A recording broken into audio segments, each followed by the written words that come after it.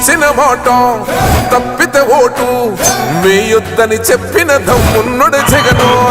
చెప్పిన మాట చెప్పినట్టుగా చేసిన మా రాజన్న కొడుకుర జగను. ఏ కష్టం రావద్దని పేద గుండెకు ప్రతి పథకం పంపిండుర గడప గడపకు. పులి గడపలో పులి పుట్టినట్టే పుట్టిండురా.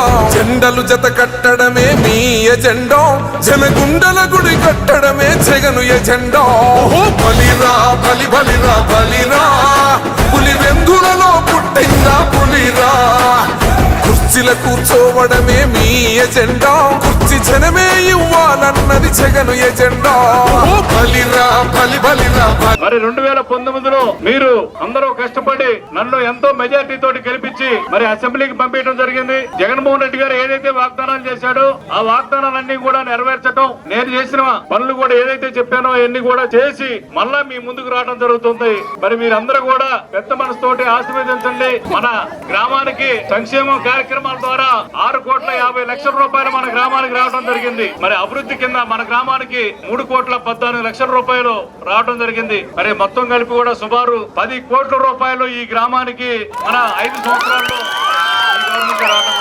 మీ కుటుంబంలో మంచి జరిగింది అనుకుంటేనే నాకు ఓటేయండి అని చెప్పి జగన్మోహన్ రెడ్డి గారు ఏకైక ముఖ్యమంత్రి మాదిపాడు దగ్గర 66 కోట్లతోటి ఒక బ్రిడ్జి కూడా శాంక్షన్ చేపించడం జరిగింది. నేను మీకు ఏదైతే వాగ్దానం చేశానో ఆ వాగ్దానం ప్రకారం అన్ని కూడా ప్రతి లింక్ రోడ్డు, ప్రతి గ్రామానికి రోడ్లు, మీకు సిమెంట్ రోడ్లు ఇవన్నీ కూడా వేపించడం జరిగింది. మీకు దగ్గరలో సత్యమ్మ తల్లి టెంపుల్, దానికి పర్మిషన్ లేదు వెళ్ళడానికి, దానికి రోడ్డు పర్మిషన్ తీసుకొచ్చి ఆ రోడ్డు వేపించడం కూడా జరిగింది. మరి జగన్మోహన్ రెడ్డి గారు వస్తేనే మళ్ళా మీకు అమ్మఒడి వచ్చినా చేయూత వచ్చినా ఇవన్నీ జగన్మోహన్ రెడ్డి గారు మళ్ళా వస్తేనే ఇవన్నీ వస్తాయి, లేకపోతే ఒక్కటి కూడా రాదు. చంద్రబాబు 2014లో ఏం చెప్పాడు? రుణమాఫీ చేస్తానని చెప్పాడు, డ్వాక్రా మహిళలకి రుణమాఫీ చేస్తానని చెప్పాడు, చేయలేదు. మరి బాబు వస్తే జాబ్ వస్తానని చెప్పాడు, ఒక్క జాబు రాలేదు. ఇవన్నీ కూడా అబద్ధాలు చెప్తూ ఉంటాడు చంద్రబాబు. సంక్షేమ కార్యక్రమం ఇస్తే గతంలో ఏమన్నాడు మీ అందరూ తెలుసు కదా, శ్రీలంక అయిపోయింది, జగన్మోహన్ రెడ్డి శ్రీలంకను చేస్తున్నాడని చెప్పి అన్నాడు ఆయనే. మరి మళ్ళా ఇప్పుడు ఏమంటున్నాడు? సంక్షేమ కార్యక్రమాలు అన్ని కూడా నేను ఇస్తాను అని చెబుతున్నాడు. ఒక్క అవకాశం ఇవ్వమని చెప్పి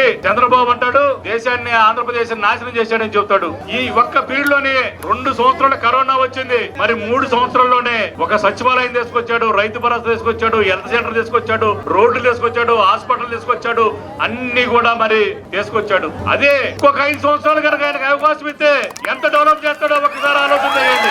మరి పెదకూరపాడులో 8 కోట్లు పెట్టి కట్టించాను, అమరావతిలో 3.5 కోట్లు పెట్టి కట్టించాను, అత్తులూరులో 1,80,00,000 పెట్టి కట్టించాను, అచ్చంపేటలో 2,20,00,000 పెట్టి హాస్పిటల్ కట్టించాం. ఆల్రెడీ ఎన్ని ప్రారంభోత్సవం అయిపోయి. మరి దొడ్లేరులో 2,20,00,000 పెట్టి కట్టిస్తున్నాం. మరి చింతపల్లిలో 2,20,00,000 పెట్టి మళ్ళా శంకుస్థాపన చేయాల్సిన అవసరం ఉంది. గతంలో ఒక హాస్పిటల్ ఇచ్చావా నువ్వు?